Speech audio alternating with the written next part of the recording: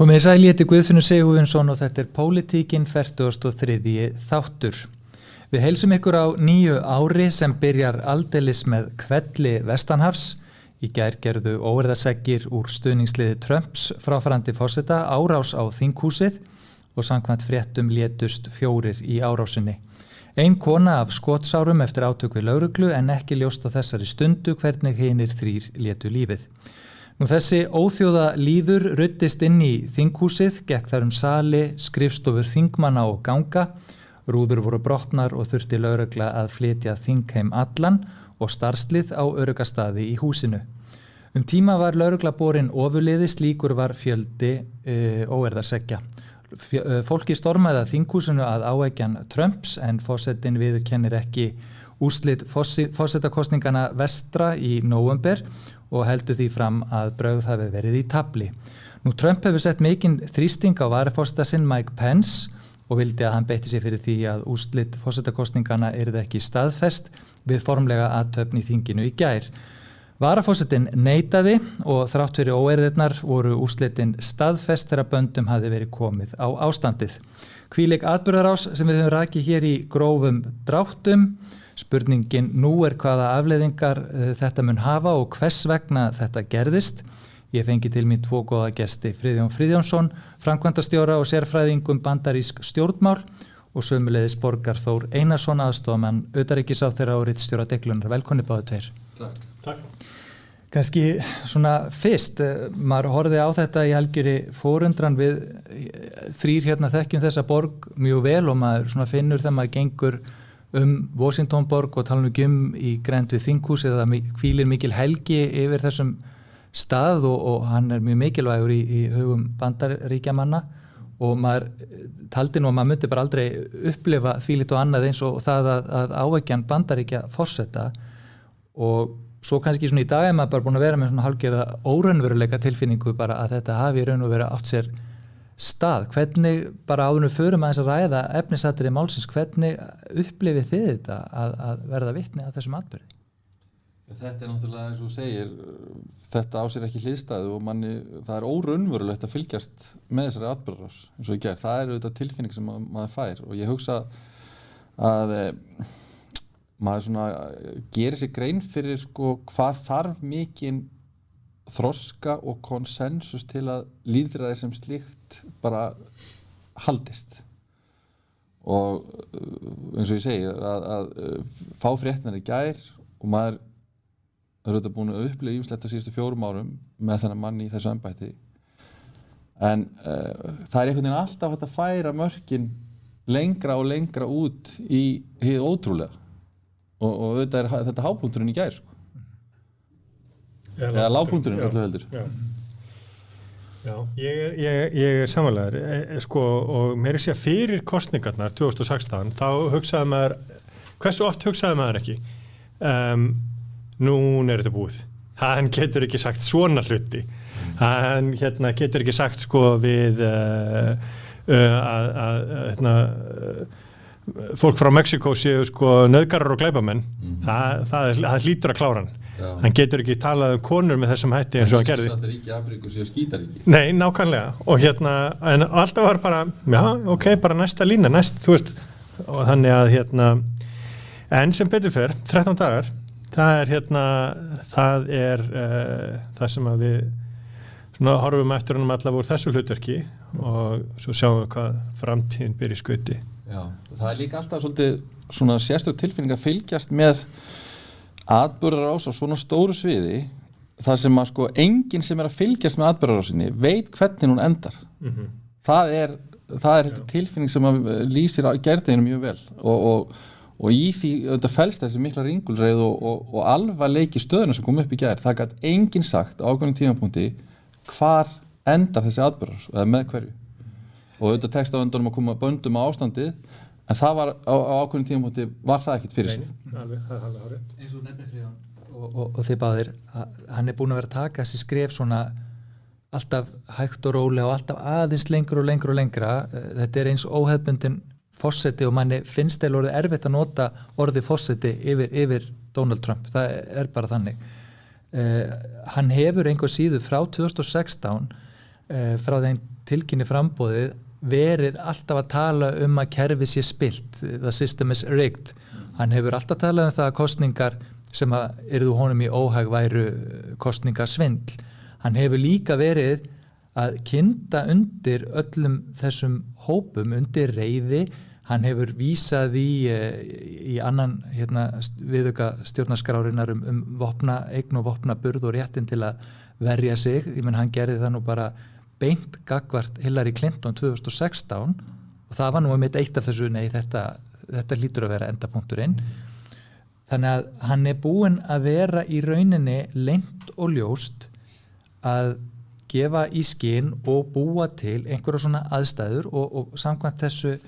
samkvæmt fréttum Vestanhafs þá það hann auðvitað sem að kalla fólki til. Það hann sem heldur fund á undan við Hvíta húsið með sínu liði, Giuliani, syni sínum og einhverjum fleiri. Þannig að þetta langur aðdragandi og eins og Barack Obama og fleiri hafa sagt, í rauninni þá þurfti þetta ekki að koma ávart. Nei, og ég held að aðdragandinn varðandi þá leið sem að repúblikanaflokkurinn búin að vera síðustu 25 ár kulminerar, og í raunum verið ekki bara 25 ár, þetta þróun sem búin að eiga sér stað í 55 ár, síðan að menn svona ákváðu í repúblikanaflokknum að snúa bakinu við að vera norðurríkja flokkur og flokkur svona hefur nú alltaf verið flokkur atvinnufrelsis sem urðu íhaldsflokkur. Repúblikanaflokkurinn var ekki hugmyndafræðilega íhaldsflokkur en þegar að Eisenhower var forseti. Það var miklu meira íhald í demokrataflokknum og þar sem hann var sterkur í Suðurríkjunum og svo þegar Lyndon Johnson skrifar undir mannréttinda lögin 64 að þá snúa svona rasistarnir í Suðurríkjunum sem voru allir í demokrataflokknum, það voru þingmenn sem voru í Ku Klux Klan sem voru í demokrataflokknum. Þeir snýra allir baki og við demokrataflokknum og fóru að styðja meira og síðan hefur þetta bara þróast og þróast meira. Þannig að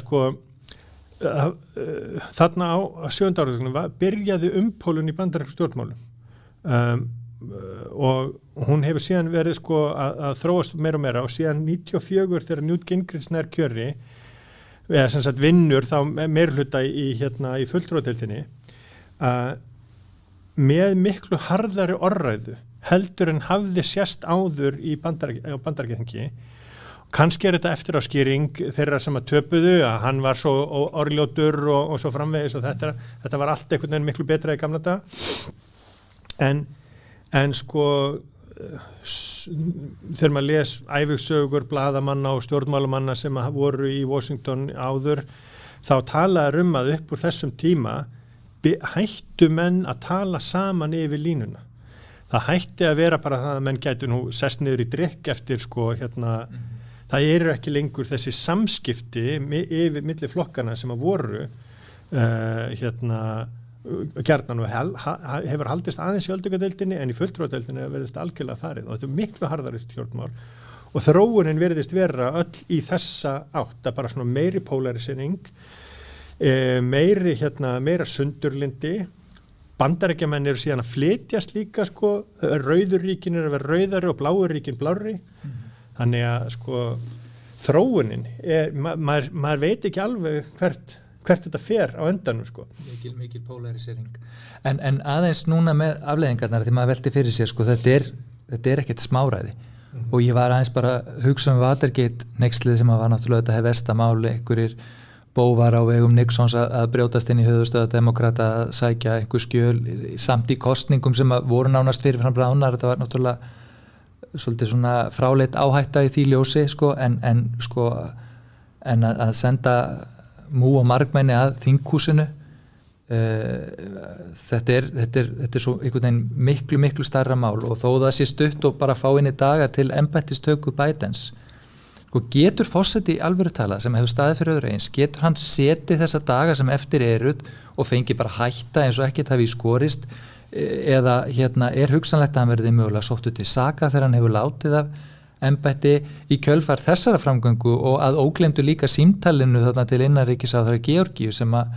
var náttúrulega með hreinum ólíkindum þar sem hann reyna að setja einhverja press á hann að finna nú bara þessi atkvæði sem upp á vantar.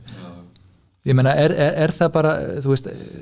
ég meina verða engir eftirmálar fyrir Trump? Sko, að því að þú talar Watergate málið, maður fer að, sko, það er til margs hvað parametrin komin langt út, að ef að Watergate hefði komið upp núna í tíð Trumps, þá hefði það bara verið afgreitt í einu tísti fyrir morgumat og búið, og svo bara næsta hneyksli, eða næsta mál, eða næsta yfirlýsing. Við erum komin á þann stað, þannig að þessi atriði sem hún nefnir, sko, auðvitað, og ýmislegt þetta að koma í ljós með morgundaginn og hvernig þetta var gerdaginn, hvernig þetta var skipulagt og allt það og menn munu þetta skoða mjög vel hvernig forsetinn gekk fram, en það eru mörg önnur atriði sem að undir öllum venjulegum kringumstæðum, og aftur, við erum ekki að tala um neina, þetta allt orðið svo mikið breytt, að að símtalið til dæmis, upptaka sér til að forseta Bandaríkjanna að skipa embættismanni sem að vill svo reynda til að úr röðum úr hans eigin flokki að finna atkvæði sem tryggja það að hann vinni forsetakosningar í viðkomandi ríki. Þetta er auðvitað bara kriminelt. Bara þetta einstaka atriði og það er auðvitað öllum ljóst sem að vilja skoða þessi mál og einhverju skynsemi og yfirvegun að maðurinn er til háborinnar skammar og hefur auðvitað verið lengi, en núna er auðvitað komið út í eitthvað allt annað og þessir, 13 dagar eftir það verður þetta ekki höfða mál og maðurinn dæmdur eða eitthvað þannig en þetta hlýtur að þurfa að hafa eftirmála. En það er talað að ríkisstjórnin, ráðherrar hans hafi verið að tala sér saman í gær það og það sé mögulegt samkvæmt stjórnarskránni og lögunum að þeir bara lýsi því yfir við varaforseta að hann sé óhæfur til að gegna forsetaskildum og það sé hægt að gera þetta þó með tiltölulega miklum hraði þá. Hinn möguleikin er líka það að í framhaldinni getur svo þingið í rauninni samþykkt að útiloka hann frá frekari kosningaþáttöku á alríkistíginu og þar með útiloka forsetaframboð 24. Eru einhverjir, þetta er the 25th Amendment að vek að koma því ferðlasta. Eru einhverjir möguleikar á því talið, ég meina að það gerist fyrst að það er ekki komið fram nú þegar? Sko, við erum þetta alltaf að tala að það getur allt gerst, en mér finnst það ósennilegt og svona orðrum að fyrir þetta stað til þess að setja pressu á viðkomandi og ef að maður væri að ráðleggja einhverjum hérna í þessari stöðu að forsetinn hefur líklega aldrei staðið veikar heldur en akkurat í dag það er að segja bara gagvart, til dæmis gagvart dreifbúlunarflokknum, hann er búinn að brenna það versta hefur gerst það er að segja gagvart flokknum það uppgjörið varð í gær uppgjörið varð þegar Pence sneri baki við honum þegar Mitch McConnell heldur þessa ræðu þar verða þessi vatnaskil í samfylgd Trumps og dreifbúlunarflokksins það eru örfáir svona lojalistar eftir og munu eflaust vera með eitthvað læti en vatnaskilin verða þarna í gær og ef að menn ætla að fara ætli menn að ganga lengra en það að virkja þetta stjórnarskrárákvæði sem að í 25. viðaukanum sem hefur aldrei verið virkjað að þá gætu menn búið til nýtt moment í sjálfu sér fyrir Trump sko. Gæti hann að píslavætti já, það gæti orðið reaksjón önnur á það þannig ég held að menn hljóti að velta því fyrir sér hann er bara sitting, hann er lame duck hann situr bara núna, hann hefur aldrei verið eins áhrifalítill eins og akkurat í dag og menn munu bara þreyja þorran og svo er hann búinn. Já, ég er alveg samanlegaður. Það kemur óvart að menn, ég hugsaði ef að hann bristum á hæl og hnakka í dag og ef hann hefði sko hellt olíu á eldinn þá hefði þetta mögulega getur gerst. En þarna einhvern tímann í morgun þegar að þingið fulltrúadeildin kláraði að staðfesta úrslitin þá sendi aðstóðar samskiptastjóri einhver vegna þess að á Twitter yfirlýsingu frá Trump það að hann myndi sem sagt fara með frösumum hætti vegna þess að Trump gæti ekki gert það sjálfur vegna þess að búið að loka Twitter aðgangum hans og svo náttúrulega var búið að loka Facebook og Instagram hjá honum þannig ekki getur hann farið út í það að verða áhrifavaldur þannig að hann ég held þetta sé alveg rétt að það sé miklu betra að bara bíða láta sjatna, láta þetta líða og því að þetta er hárrétt hjá borgari að þetta gæti orðið nýtt moment, nýtt tækifæri og hann búið til einhverja samúðarbylgju með sér. Því þrátt fyrir hvernig þetta þróaðist í gær, ég held nefnilega að hann hafi aldrei gert sér í hugalund að fólk myndi komast inn í þingið eða ráðast inn í þingið. Ég veit að sögumir telja að þetta hafi eitthvað samsæri og þess vegna hafi þeim hafi borgarstjóra DC borgar verið neitað það að fá þjóðvarliðið á vettvang. Mér þykir það mjög ólíklegt. Ég held að honum hafi brugðið því að fólk í kringum hann því brá nánustu ráðgjafar konunar hans, starfsmannastjóri hennar, hún búin að segja af sér, fyrrverandi starfsmannastjóri hans, Mick Mulvaney, sem var yfir OMB stofnuninni, hann var sérstakur sendi fulltrúi Trump til Norður-Írlands, hann búin að segja af sér og skrifa utanríkisráðherra bréf og og tók gildi strax. Kristi, ég sá það á ABC News, hann kom á línuna, var búin að vera að reyna að ná í hann og hafði ekki náð inn í 20 mínútur, kemur inn á ABC News og biður hann bara lengstra orða að stíga fram og segja fólkinu að fara heim. Þetta er einn af þessum nánustu bandamönnum og sömuleiðis Lindsey Graham, hann gengur úr skaftinu og segir bara nú er komið nóg, bara count me out, ég er farin. Þannig að þú veist, allt þetta ferðalag hans er náttúrulega bara eitt stort skot í fótinn. Já, það er að segja vatnarskilin verða þannig ekki. Og strömkur en það sem við skulum ekki ef maður ætti að meta þessu stöðu bara óháð öllu þá held ég að þetta væri cirka svona en við mögum ekki gleyma alvarleika málsins og hann kristallast í raun og veru í yfirlýsingu eða áskorun 10 síðustu varnarmálaráðherra á núverandi varnarmálaráðherra. Áskorunin er hver? Að ríkisstjórnin beiti ekki hernum gegn lýðræðislegum stofnunum. Þetta er í Bandaríkjunum bara í síðustu viku. Þannig að þessar áhyggjur manna og það að menn séu að velta fyrir sér 25. viðaukanum að koma honum bara út úr þeirri stöðu og hafa þeir formlega valda að geta skipa hernum fyrir verkum. Það sýnir að menn eru við öllu búnir og það er auðvitað ekki hægt að hugsa þá hugsun til enda að því að það þarf ekki allir bandaríski herinn að beita sér gegn þinginu. Það þyrfti bara lítið brot af honum til að þarna yrði meiri háttar sögulegu viðburður. Þó að maður einu ekki að gantast með svona hluti að þá var einn ágjötur Twitter sem skrifaði það er búið að loka Trump hefur ekki aðgang að Twitter en hann hefur aðgang að kjarnorkuvopnum. Akkurat. Nei, ég meina en það er veruleikinn, Já, ég veit að þetta er bara, þetta er svo crazy. Og það í rauninni, manni kannski finnst að, ef maður einhvern veginn að setja þetta í samhengi við, eigið lífið eitthvað að vera með aðgang að samfélagsmiðlum, en það er verið að neita forseta Bandaríkjanna aðgang að samfélagsmiðlum. Hún ekki treyst fyrir því að vera á samfélagsmiðlum sem hverju einasta mannsbarni nánast er treyst fyrir að vera. Þetta er á öllum öðrum tíma. Ég myndi eitthvað þetta bara í tengslum við Bush yngri, Obama eða eitthvað. Það er eitt og sér bara stór frétt. Sjáðu hvað þetta er tvíeggja sverð.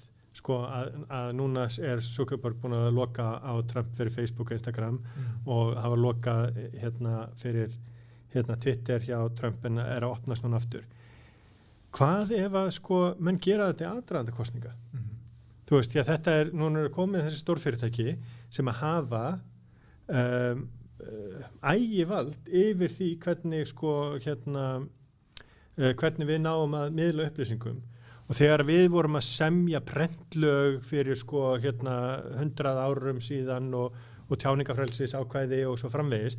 þá vorum við alltaf með það í huga dagblöð og einhver svona, þú veist, það er alltaf að koma út skilabóðnum, mann geta prentað einhver flugurrit og eitthvað svona sko.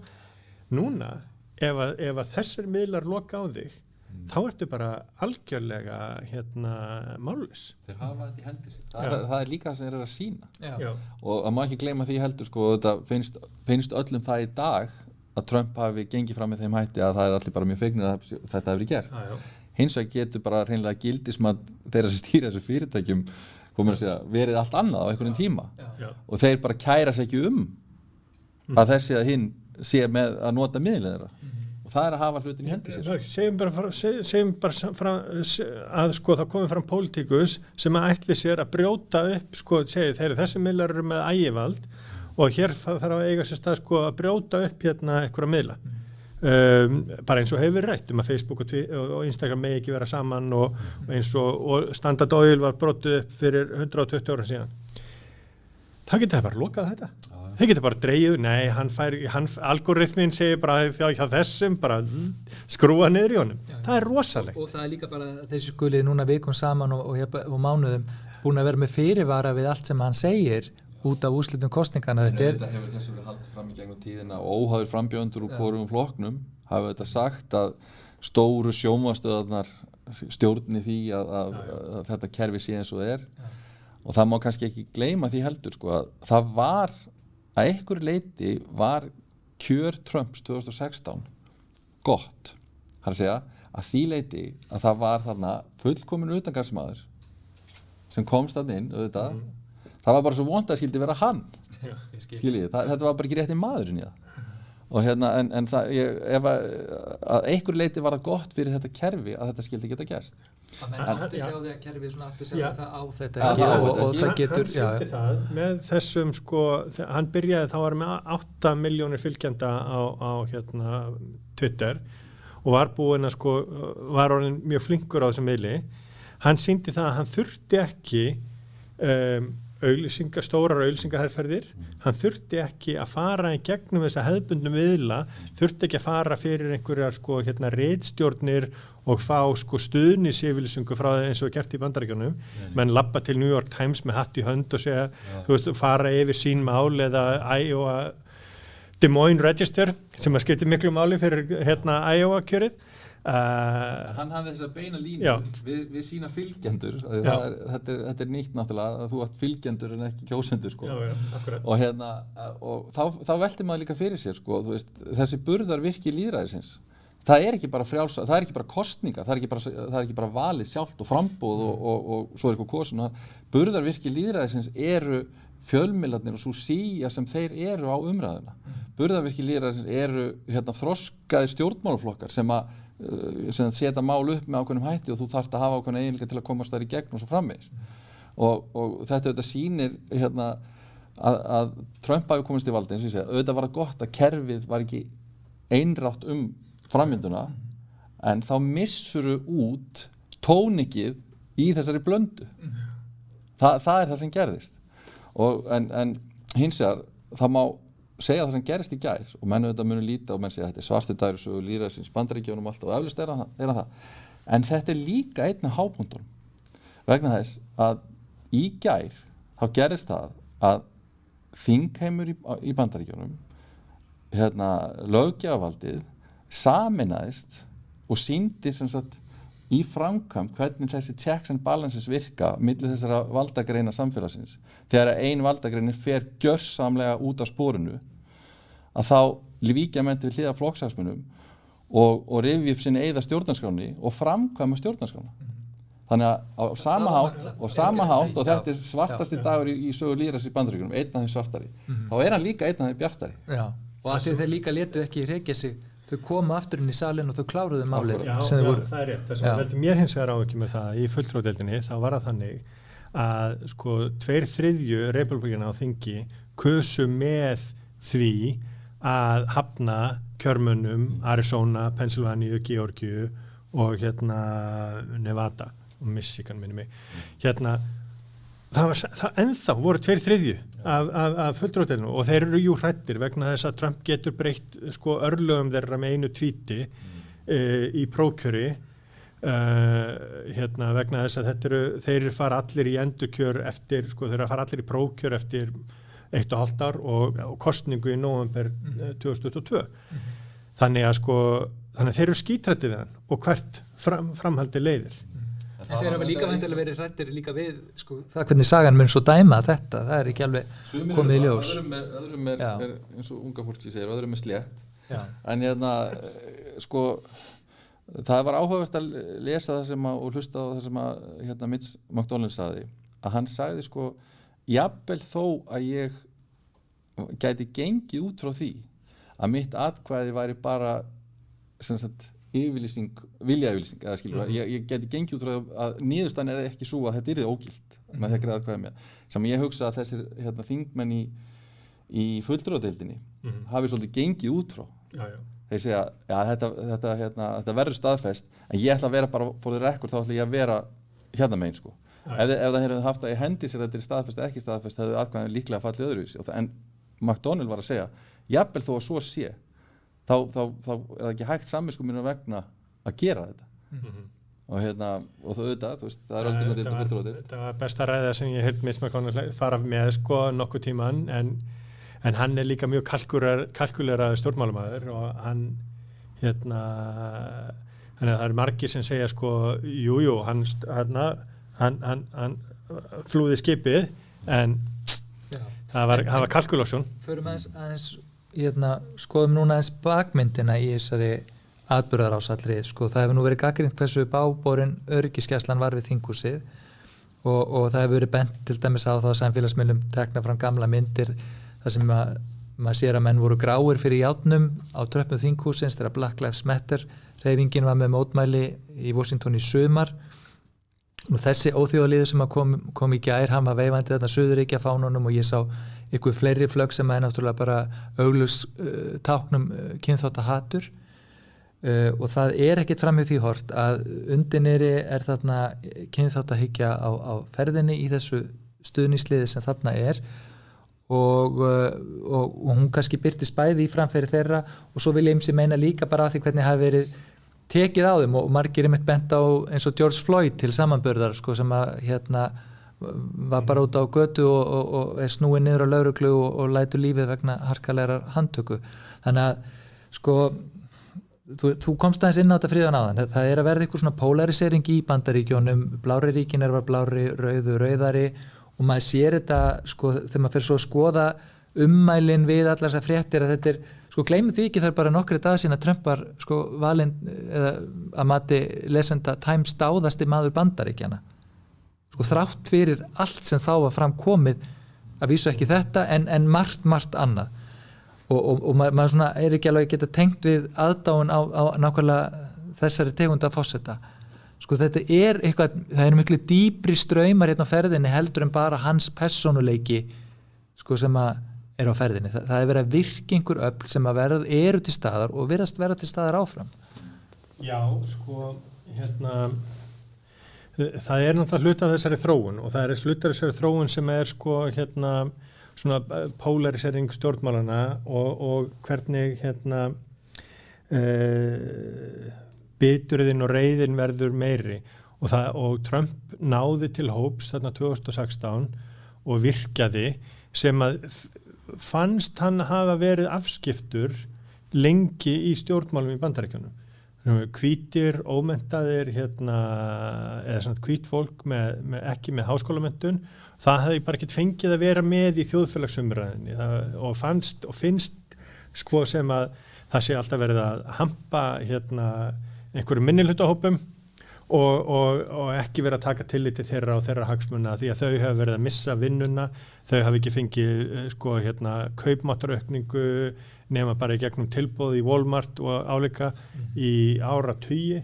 þannig að það er fátækt mikil, eitulega neysla mjög mikil líka þannig að og þessi ópíót vandi hefur sko farið í gegnum sérstaklega riðríkin þannig að sko og þarna kemur maður sem að bara talar þeirra máli og svolítið fyrirmynd fyrir þau vegna þess að hann orðinn milljónamæringur og miljardamæringur og ekkert sammeil nei, ekki neitt, ekki nokkuð skapaðan hlut, sko. En það þessi harkalega ímynd hans og það að hann segir bara hlutina sem að verðist höfðu til fólks. Hann er málsvari. Hann er málsvari þeirra sem að gátt ekki komið öðruvísi fyrir þessu orði, sko. Það það sem hann verður. En það ekki einmitt þá slæmt fyrir demokratana í þessar stöðu eins og hún hefur teknið þessu upp að vera ekki að ná betur til þessa fólks? Jú, það er náttúrulega alveg ótrúlegt sko að staðansjónin þannig að republikanaflokkurinn sé að verða flokkur verkamanna og svo öfugt. Og þetta þetta þróun sem búin að eiga sér stað í eitthvað tíma og Friðjón myndist þetta á í upphafi. En það sem að kannski, það sem að maður velti fyrir sig sko hvert fer þetta núna? Því að ég held að sé áhugaverðast hvert fer republikanaflokkurinn sko, í hvaða átt ætlar hann að fara hann fer ekki aftur að sækja á í Kaliforníu, það enga forsendur fyrir því og þess vegna það skýrir dálítið mikið afstöðu þessara þingmanna sem að Friðjón að lýsa á þann að þessi kjósendur sem orðin kjarnahópur í fylgi republikanaflokksins hann ekkert að fara að breytast þetta fólk ekkert að fara að skipta skoðun á Trump en vægi hans að fara að minnka vegna þess að sko eftir því sem að sko árin líða þá fækkar sko þetta hópur sem sko hann eldri í 65 ára pluss í Bandaríkjunum að það eru sko hvítir 70% þeir eru ekki þeir fara undir 50% í þessari nýjustu kynslóð sko 18 til 24 ára þannig að sko tíminn vinnur gegn þessum hópi en menn munu þetta síðan bara þróa sína pólitík sko til þess að finna sér nýja hópa og aðlagast og það sem svo merkilegt við bandarísk stjórnmál þú veist, það verða mikla breytingar en það alltaf bara þú veist, það alltaf hnífsátti vegna sem menn gera bara það sem þarf til að vinna en ekki mikið meira. Nei, en það var einmitt það sem stjórnmála skýrandi sem ég hlustaði á svo á CNN maður að hoppa á milli var að tala í gær, þú veist að hann sagði býtu, hvort erum við að horfa á endrin á okkur tímabili eða upphafið og svo kannski getur maður velt sér fyrir sér eða erum við bara í miðjunni eða hvað sko republikanaflokkurinn var til fyrir 160 árum síðan þegar að þáverandi valdaflokkur Whig-flokkurinn gat ekki svarað spurningunum þrælahald og republikanaflokkurinn var til sem svona andstaða við þrælahald og Abraham Lincoln var þeirra forseti þannig að sko það hefur gerst í bandarískum stjórnmálum að flokkar sko deyja og það gæti gerst að republikanaflokkurinn að þeir sem eru sterkir aðilar þarna og sumir hafa verið innanflokksmenn þarna hafa verið að tala að þeir vilji stofna íhaldsflokk og bara skilja republikanaflokkin og þessa grasrót eftir og fara að höfða aftur meira inn á miðjuna. Ég sé það ekki endilega gerast en sko það skilja aldrei sé aldrei. En þannig beittu sér þetta í kosningabaráttunni við sáum sem var mjög áhrifamikið þetta Lincoln Project að þannig að svo hreyfingur augljóslega farin af stað en kerfið mun á endanum alltaf búa til 2 flokka þannig að þú veist, þetta gæti bara eitthvað gerjun í eitthvað tíma en það sem að því að þú varst að tala og ég var alveg sammála sko að sjá þessa lögreglumenn fyrir utan þinghúsið í gulu vestónum á hjólunum með húðnar sko en ekki gráa fyrir járnum með hjálma og skildi og vopn þjóðverðarleið alltaf leið sko ég velti fyrir mér ef að mótmælin þarna sem að voru út af BLM síðasta sumar eða síðasta vor ef að þeir hefðu reynt inngöngu í þinghúsið á þeim tíma hvert hefði mannfallið í þeim átökum orðið? Gríðalegt. Það er orðið gríðalegt. Það er bara orðið á skala sem að, sko enginn geti ímyndað sér. Já. Og ef þetta hefði verið fólk af arabískum uppruna eða blökkum en það er alveg margir hafa bent á það, ég menn þetta var hvítur skríll og það hafi verið forréttindi hvítamann sem svarar að komast inn í þinghúsið og geta sest í stól þingforseta og labbað út aftur. Já. En sko með hotn á hausnum, þetta var náttúrulega ólíkindum. En sko þetta sko þá sko í sumar þegar Black Lives Matter mótmæli voru þá gat Trump kallað út þjóðvarliðið vegna þess að hann hafði vald yfir því og það þjónaði hans hagsmunum að sýnast sterkur og tala lög og reglu og setja menn sem eru gráir fyrir járnum fyrir utan þinghúsið. Núna þá voru menn þá var borgarstjóra Dísiborgar synjað það og þeir kom ekki fyrir eftir dúk og disk fyrir að menn voru komnir inn í þinghúsið vegna þess að þeir trúðu því ekki held ég, eða þá ef þeir trúðu því að þeir myndi gert áhlaup á þingið þá voru þeir mjög heimskir að leyfa því að gerast vegna þess að í þessu felst fall þess allra þeirra sem að standa ennþá í kringum Trump og ætla sér að standa þær áfram. Það tók eins og við höfum farið yfir Trump langan tíma að koma loksins fram og segja að við erum að fara heim, hann var búin að vera með einhver tístatna, verið friðsamleg og eitthvað svona en ekki að afturkalla liðið og það leið þessi stund og ég var allan tíman að hugsa hvernig er andrúmsloftið og hvað er að gerast inni í Hvíta húsinu núna vegna þess að nú vitum við að einhverjir hafa sagt upp störfum og látið embættum sem eru þar starfandi og ég hugsaði bara situr hann hérna einn, er Giuliani með honum, eru þeir bara rólegir, ég hef aðeins verið að lesa Trump, bæði bókina sem að bróðurdóttur hann skrifaði, aðra bók sem að náinn ráðgjafi forsetafrúarinnar skrifaði bara til að lesa í þetta lið og það ber alveg ber að sama brunni það sem að fólk sem hefur verið í kringum þau segir að því að þau eru svona eins og sportreikin sem fekk far með frosknum yfir ána, þau stinga í baki þó svo að það fari illa með þau sjálf og endanum það er bara þeirra eðli og þetta fólk varar við því að við sem að reyna túlka þeirra hátterni í einhverjum aðstæðum eins og bara með svona sammannlegum hætti, þau bara virki með allt öðrum hætti, þetta sé bara allt öðru sér fólk. Getið þið einhvern veginn, þetta er ég náttúrulega að spyrja, menn þið sjáu ekki gegnum veggi og hvað þá á milli landa, en þú veist, er eitthvað hægt að velta því fyrir sér bara út frá því sem að maður almennt veit Trump og þetta lið, hvað var í gangi?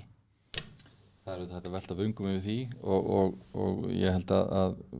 menn getur þetta dreigið þar ályktanir bara út frá hegðun hans opinberlega að maðurinn er til háborinnar skammar í nánast öllu sem að allri sinni framgöngu. Og auðvitað er maður búin að lesa einhverja lýsingar en þú veist, ég hef átt þess kost að sjá Trump á fundi og ég get ímyndað mér út frá því hvernig ástandi hefur verið þarna, þú veist, en það er auðvitað bara einhverja spekulasun. Það var ekki að myndir það seinna. Já, ég meina þetta er auðvitað ef maður er fabulerar, að þá er þetta þá er þetta ótrúlega einföld retorík sem er í gangi og eiginlega svona frumstæð ekki frumstæð vinnubröð, heldur svona frumstæð instinkt, þú veist, að við gerum þetta og þá gerist þetta og þetta hefur virkað og mun virka. Og en það sem maður hefur lesið það sem gerist í gær, fram að þessum óverðum hana, að þá er þetta snýst Hvíta húsið hringsnýst út af því sem voru kallu svik Pence framan að degi og ég hugsa að Trump hafi alltaf vitað að Pence myndi ekki fylgja honum til enda en það var náttúrulega að gera úr því að hann væri að svíkja að því að þú gerir ekki mál úr því þegar menn svíkja þá mun allir svíkja. Já og hann er það sem maður les líka er það þorir enginn að segja neyfið hann. Það þorir enginn að segja það þorir enginn að færa honum vondar fréttir því að sá sem að er boðberi vondra frétta hann er sökudólgur þannig að hann er með jámenn í kringum sig menn tipla á tánum og þorir ekki að segja hvað er að og þess vegna er mjög óheilbrigð það sem maður hefur lesið stemminguna sem að var þarna í gær í gegnum óstaðfestar heimildamenn og sources close to the president og allt þetta að það var bara mjög súr stemming bara eins súr eins og hún verður þeir voru ekki að fagna því sem var að gerast vegna þess að þeir voru búin að missa þetta úr böndunum og það var fólk í kringum hann sem var áttaði sig alveg á því að þetta var þetta var það versta sem gat komið fyrir Trump þessa síðustu 13 daga. Það sem var lærdómsríkt í gær líka að þegar að þú ert í þannig umhverfi svo friðan og lýsa það sem að það allir að tipla á tánum í kringum þann sem ræður að þegar að Pence fer út af línunni tekur sína einn afstöðuna gegn forsetanum þá hann ekki bara að taka afstöðu gegn forsetanum, hann að veita þeim úr þessum minnsta hring sem vilja ekki taka þátt í þessu lengur líka skjól og það var áhugavert í gær þegar að komu gærkvöldið í morgun þegar að koma menn fram þarna og segja ég stend með Pence skiljið, þeir þurfa ekki að segja þessi á móti Trump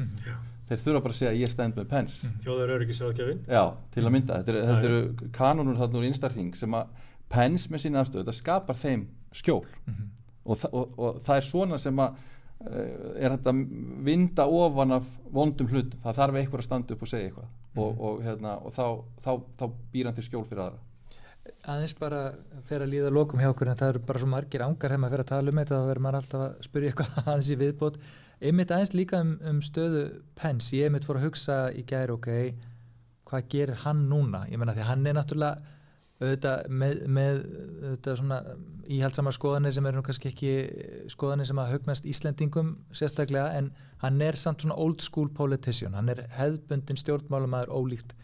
Trump og ég þóttist nú vita að hann myndi nú klára verkefnið að staðfesta þetta forsetakjör en svo velti ég fyrir mér en ætlar hann að ljúka kjörtímabilinu með þessu manni en ef hann segir af sér varaforsetaembættinu bara til að lýsa yfir svona tákgrænt að hann fallist ekki á þetta þá hann líka búin að taka sig úr sambandi sem einhvers konar öryggisventil næstu daga, hann í svolítið svona ómögulegri stöðu til að bregðast mikið meira við eða hvað? Já, þetta það sem maður velti fyrir sig með að beita 25. viðaukanum. Pence á þetta möguleika á því með samstillt átaki reyndar mjög margra að skrá nafn sitt á registrið yfir forseta Bandaríkjanna í nokkuð fáina daga já, en hann getur haft það á CV-inu sínu hann yrði spurning í öllum spurningaþáttum eftir svona 30 ár 2007 hver gengt embættistis afkomendur William Henry Harrison hugsanum ekki gott í glóðurnar nei en einn annar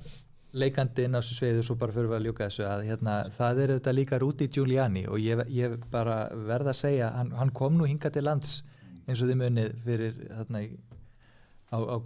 góðaris árunum gömlu og var með blaðamannafund í Borgarleikhúsinu og ég mitt hitt hann þá og þá kemur hann þangað og hann einhvern veginn það bara ljómi við manninum farsæll borgarstjóri í New York þótti að staðið selvi gríðarlega vel þegar hryðjuverkin eru gerð 11. september þá voru við að spurja hann hvort að hann mitt ætlaði að fara í Hvíta húsið og svona að tala við hann og verið kringum hann þessa stuttu stund sem við vorum aðna bara virkaði á mann sem bara mjög all together maður bara alveg heilbrigður og með heila brú í hausnum svo maður bara búin að vera að fylgjast með honum núna bæði þarna á bílapartasölunni með þennan blaðamannafund sturlaða ræður á flokksþingi republikana og svo talar hann á þessum fundi með Trump núna og manni finnst þetta annarkvort hefur maður bara algjörlega mislesi mannin eða að þetta sé bara enn eitt dæmi það hvaða áhrif Trump virðist geta haft á fólk eða? Já, ég fór á kosningafund með Trump eða svona kosningakokteil, nei ekki með Trump, guðmingur þegar að Giuliani var að bjóða sig fram til forseta fyrir forsetakosningarnar 2008, þetta var sumari 2007 og þegar ég bjó í DC og vinur minn einn sem að republikani, hann bauð mér með sér á svona kokteil Young Professionals og hitta Giuliani og hann var einmitt þarna bara, þú veist, og þarna var hann efstur í skoðanakönnunum og menn heldur bara að hann væri mögulega að fara að verða næsti forseti Bandaríkjanna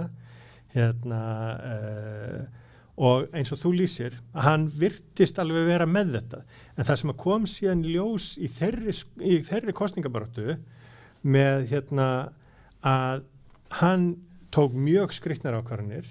hann hundsaði fyrstu 3 ríkin, hann ýtti burt frá sér stuðningsmönnum sem að hefðu verið og væru öllum mikilvægir og þetta var mjög furðuleg kosningabarátta. Hann var hins vegar þarna sumar 2007 langþekktasta nafnið og naut góðs af því og hann var ennþá Amerikas mayor. Þannig að ég held að þetta hafi bara verið svona hægfara þróun og síðan bara kemur svona katalisti eins og Trump fyrir allt og allt í kringu sig. Og það bara ágerist þetta ennþá meira. Og hann bara orðinn snar skrítin og þú myndist ekki eins og á Borat-myndina. Já. Nei, því þú sagði að hann var einn af leikundunum á sviðinu, ég held að hann hafi svona á þessu lokametrun að spila rassinn og buxunum í því, sko. En sko, Giuliani kannski ágætt dæmi þessa hugsun sem ég var að lýsa á, maður sem getur brugðist við aðstæðum, getur eins og hann gerði 9/11 og svona hann bjóð til nafn sitt þar og hann brást við ákveðnum aðstæðum í New York en það hins vegar munur á sko frumkvæði, svona leiðtogafrumkvæði og því að hafa þennan frumstæða hæfileika að bregðast við og svo líka kannski annað sem að kristallast í þessum hvað þetta vekur mikla furðu hjá okkur, hvernig þessi menn ganga fram sem að við höfum, eins og þú varst að segja að virkar svona all together maður lengi framanna. Af hverju vekur það svo mikla furðu hjá okkur hvernig hann farin að tala og er hann að tala svona að því að hann að tala til fólk sem skilur ekki menn sem tala öðruvísi en hann að gera núna þú veist, að við sko eins og þegar Trump kosinn 2016 og þegar menn held að hann hefði verið endurkjörinn hann á fyrstu klukkutímana þá gís upp einhver ótrúleg sko fyrirlítning á bandarískum almenningi, sjá þeir ekki það sem við erum að sjá en það eru þannig bara 2 heimar sem ekki að tala saman og að einhver leiti þessi menn ekki fullkomni vitleysingar, þeir átt að sagði hvað þeir þurfa að segja til að vekja ákveðin viðbröð. Og hvernig þeir þurfa að segja. Ef þú horfir á viðtöl við Trump frá svona 87, 88, 90, hann talar allt öðruvísi. Hann notar lengri orð, hann virkar menntaðari, hann virkar meira intellektual, eins og maður slá sig á útlensku og hann virkar bara miklu eðlilegri fyrir okkur. Þó hann gerir þetta alls konar fáránlega hluti eins og þegar hann tekur út auglýsingunni í New York Times þar sem hann er að krefja stöðarefsingar yfir strákonum og þannig að sko hann gekk ekki heilt til skógar þannig en sko það virðist vera að hann hafi breytt sko málfari sínu orðfari systematist einmitt, til þess að tala inn í þennan hóp. Loka spurningin það er auðvitað sagan, hvernig hún muni dæma þetta, það er nú reglulega gefnir út svona listar þar sem að fariðir yfir forsetatíðir allra forseta Bandaríkjanna og skussabekknum hefur lengi setið Buchanan forveri Lincolns fyrir að hafa mist tökin á borgarastyrjöldinni eða komið henni af stað, ekki átt að sjá hættunni og núna erum við auðvitað komin, maður á ekki eins og að segja þetta þó að ég fá henni dagar eftir en við erum svona þó farin að sjá að það er komin einhver heildarmynd á þetta kjörtímabil Trumps og þetta útspil í gær hlýtur auðvitað að vega þar mjög þungt var hann endanlega að skipa sér í hóp vestu forseta Bandaríkjanna og jafnvel að leysa núna Buchanan af sem sá vesti. Ég held að gærdagurinn ég sagði á þann og var réttilega leiðréttur á Friðjóni, þetta var svo sannarlega ekki hápunkturinn hans kjörtímabili en þetta var á öðrum hvorum endanum klárlega og ég sko árás á þinghús og lýðræðislega kjarna samfélagsins bara svo alvarlegt og það var mjög gott að sjá það í dag að allir íslenski stjórnmálamenn voru sammála það að það aldrei réttlætanlegt að ráðast á þinghúsið og það mjög mikilvægt vegna atburða sem gerist fyrir réttum 12 árum ég var ekki í janúar október 2008 nei, desember 2008 sí þegar var ráðast á þingið að þetta sé bara á hreinu að þegar menn eru komin þá eru þeir non grata og ég held að Trump, ef að þetta hefði ekki gerst í gær og ef hann hefði svona, hann hefði alveg maldað í móðun alltaf, þá það mikið af tölum sem sýna það að hann var ekki afleitur forseti fyrir Bandaríkjamenn. Það að segja, það margt sem hefur verið hagfellt á þessu kjörtímabili fyrir mjög marga, auðvitað alls ekki fyrir alla. En þannig að það hefði verið með rökum hægt að segja hérna já, að einhverju leyti var hann sá versti, en að mörgu leyti var hann með þeim betri. Gærdagurinn breytir því í mínum að með einhvern skynsamlegu rökræðum þá mun gærdagurinn og þessi áeggjan fráfarandi forsetum að ráðast á hérna, lýðræðislega kjörið þing það mun breyta allir afleiðinni. Já, þetta rétt sko að fyrir ári síðan þó að ég sko hef alltaf verið þeirra skoðunar að leið Trump að endurkjöri yrði erfið bara vegna þess hvernig hann hegðaði sér og hann stækkaði ekki hópin heldur minnkaði að þá var staðan mjög hagfelld í efnahagsmálum í Bandaríkjunum minnsta atvinnuleysi í meir en 50 ár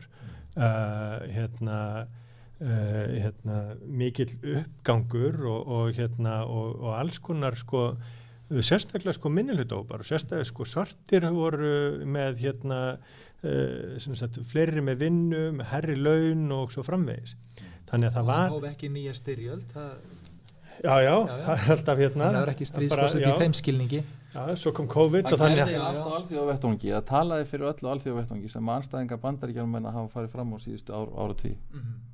Það er að segja að hætta öllum afskiptum. Dró herliði heim og meira og svona. Þannig að þú veist, þetta er þessi ótrúlega... Þetta eru miklar þversagnir, sko. Já. En eins og Borgar sagði, sko, þá held ég að atburðinu í gær muni tryggja og gleðja afkomendur Buchanan. Þannig að... Ég held hann hefði eiginga afkomendur. Það var nú talað að hann hefði spilað með hinuliðinu. Það er rétt og svo bara leiðir tíminn í ljós hvort að maðurinn með loðhúfun og hornin endi sem forystummaður í verkalýðsfélagi. Já. Við verum að sjá það, hvernig það allt saman fer. Ég held þetta hafi verið í janúar 2009 sem vorum að tala með. Það skiptir ekki öllu máli í samhenginu. Það var reglulega áhugavert að fara yfir þetta með ykkur Borgarþór Einarsson aðstoðarmaður utanríkisráðherra og Friðjón Friðjónsson framkvæmdastjóri. Takk kærlega fyrir komuna í þennan fyrsta þátt af pólitíkinni á nýju ári. Ég hélt að við þyrftum eitthvað að teygja lopan og finna eitthvað umræðuefni svona hinum megin yfir lækin en svo gerast stórfréttir. Takk.